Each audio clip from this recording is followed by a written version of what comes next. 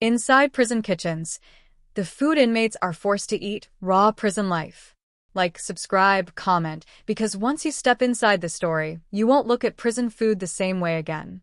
The call came in just before dawn. A corrections officer collapsed inside a maximum security facility in Central California, face gray, hands shaking, breath coming in sharp, panicked gasps.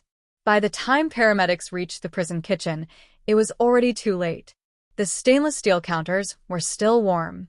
Steam rose from industrial vats of oatmeal and powdered eggs. And on the concrete floor, next to a tipped-over tray, lay a man who never made it out of the building alive. At first, officials labeled it a medical incident. Stress. Pre-existing conditions. Another tragedy inside a place where tragedies are routine. But when an inmate trustee quietly told a guard that food's been bad for weeks, the story took a darker turn. This prison kitchen was supposed to be one of the safest rooms in the facility. Cameras everywhere. Inmates working under constant supervision. Ingredients logged, counted, approved. Yet behind the locked doors, something was deeply wrong. Refrigerators that barely cooled. Deliveries arriving spoiled. Meat so old it had to be soaked in chemicals just to mask the smell. Detective Laura Hensley was brought in after the coroner flagged something unusual. The officer's stomach contents showed signs of severe bacterial contamination. Not drugs. Not poison in the traditional sense. Food. The same meal served to nearly 800 inmates that morning. As the investigation widened, similar complaints surfaced across the country. In Texas, inmates filed emergency grievances after developing violent stomach illnesses.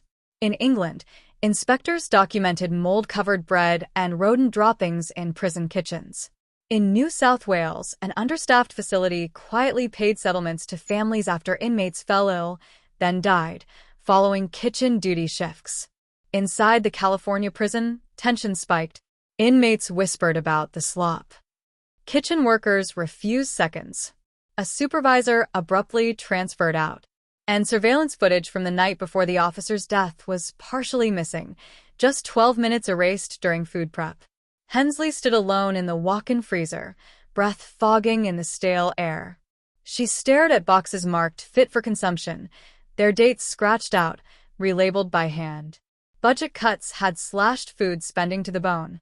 Someone had signed off on ingredients that should have been destroyed. Then a lab tech called with results from the freezer samples. Whatever was growing in that kitchen wasn't an accident. And when investigators demanded access to the locked storage room beneath the serving line, prison officials hesitated, because opening that door meant exposing a truth the system had been hiding for years. The storage room door finally opened at 2:17 a.m., under pressure from investigators and a threat of a federal warrant. What spilled out wasn't just a smell, it was evidence. Rotting produce stacked beside cleaning chemicals. Bulk meat shipments thawed and refrozen so many times the packaging had fused to itself. In one corner, a plastic bin labeled discard held ingredients that had already been served. Detective Hensley knew then this wasn't negligence. It was a system quietly cutting corners, gambling with human lives to meet budget targets no one wanted to admit existed. The kitchen supervisor, Marcus Reed, claimed ignorance. He blamed staffing shortages, supply chain delays, paperwork errors. But Reed's phone records told a different story.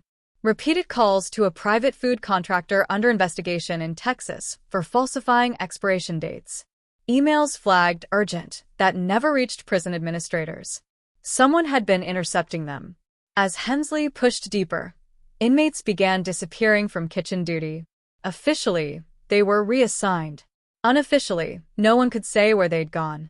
One inmate, Daniel Cross, had filed a sworn complaint describing meat green at the edges and milk thick like glue. 2 days later, his bunk was empty. His file marked transferred. No destination listed. Outside the prison walls, the case gained traction. Advocacy groups leaked inspection reports from England and New South Wales showing the same contractor name buried in footnotes. Different countries. Same pattern. Spoiled food. Illness. Silence. Then the pressure turned personal. Hensley's car was broken into overnight. Nothing stolen, except her case notes. The message was clear. Someone inside the system knew how close she was getting. The next morning, the prison officer who had quietly tipped her off refused to speak, eyes darting toward the cameras. "I've got a family," he whispered before walking away. The autopsy report was amended. Cause of death: acute foodborne illness complicated by exhaustion and heat exposure. The prison moved quickly to close the case. Accident. Tragic, but unavoidable. But late that night, a burner phone rang on Hensley's desk. A distorted voice said just 6 words: "Check the night shift delivery logs." When she did, her hands froze.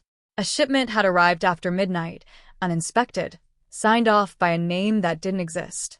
The same night the surveillance footage vanished. The same ingredients served hours later. This wasn't about bad food anymore. It was about who was profiting and who was disposable.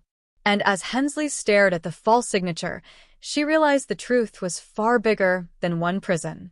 It was a pipeline, and someone was willing to make sure it stayed hidden. By the time Detective Hensley traced the fake signature, the pipeline had a name, and it had teeth.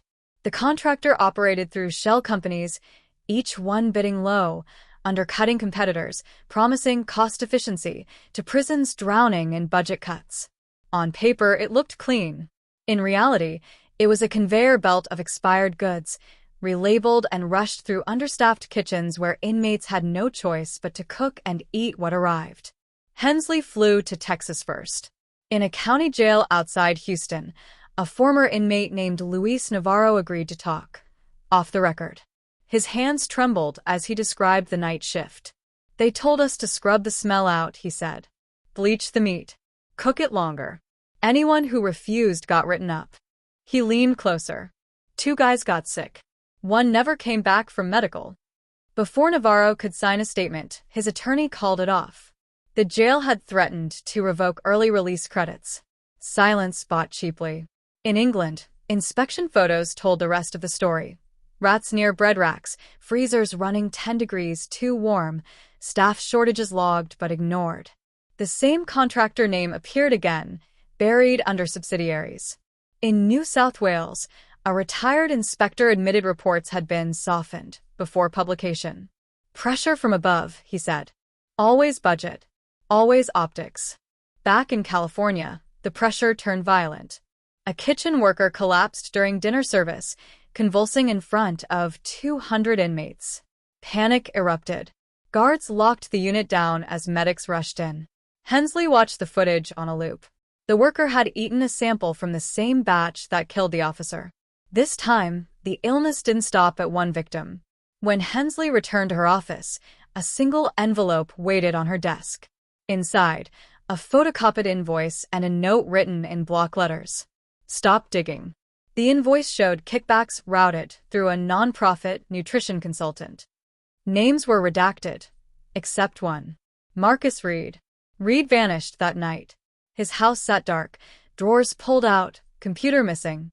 In the garage, investigators found a cooler with thawed ice packs and a receipt from a rural storage unit. Inside the unit, they found pallets of food, expired by months, ready for delivery. As news broke, prison officials scrambled. Transfers were ordered. Kitchens shut down for maintenance. The contractor denied everything. And then the coroner called again. Another death. Another kitchen. Another facility on the list. Hensley stood over the evidence board, lines crisscrossing countries and prisons, when her phone buzzed with a text from an unknown number. "They're moving the last shipment tonight. If you think this story was intense, you're not ready for the next one, hit subscribe so you don't miss it." The last shipment rolled out just after midnight, unmarked trucks slipping through a service gate like they'd done 100 times before. Detective Hensley followed at a distance, lights off, radio silent. The destination wasn't another prison. It was worse. A privately run detention facility on the edge of the desert, overcrowded, understaffed, and already flagged for multiple violations. If the food made it inside, hundreds would eat it by morning. Local police moved in fast. The trucks were stopped. The doors opened. Inside were pallets of boxed meals and raw ingredients, all stamped with fresh labels hiding expiration dates that told a different story. Some were nearly a year old. Others had failed safety recalls months earlier. It was enough evidence to shut the operation down, enough to finally force arrests. Marcus Reed was caught trying to flee across state lines hours later. During questioning, he broke. He talked about pressure from above, about contracts written to fail, about administrators who knew the risks but signed anyway. They said inmates complain about everything, he muttered. No one listens. The contractor folded within days. Lawsuits followed. Inspections were reopened in California, Texas, England, and New South Wales. Families of the dead finally got answers, and some got settlements. On paper, justice looked complete. But Hensley couldn't shake one detail. In the detention facility kitchen, investigators found meal trays already stacked, ready for breakfast. The food had been delivered earlier, before the trucks were stopped. Samples tested positive for the same bacteria that killed the officer weeks before. No announcement was made. No emergency alert sent. Officials feared panic, lawsuits, headlines. Instead, the trays were quietly discarded, replaced just hours before serving. Hundreds of detainees would never know how close they came. The final report called it systemic failure corrected through oversight. Names were redacted. Promotions quietly approved. Budgets adjusted, but not enough. Months later, Hensley received a letter from an inmate who had worked kitchen duty. They fixed the cameras, he wrote. They fixed the paperwork. The food still smells the same. The case was closed. The files archived. Life moved on. Inside prison kitchens across the world, inmates still line up every day, trays in hand, with no choice but to eat what they're given, and no way to know what corners were cut to get it there. Because in places built on control and silence, the most dangerous crimes don't always look violent. Sometimes they're served 3 times a day.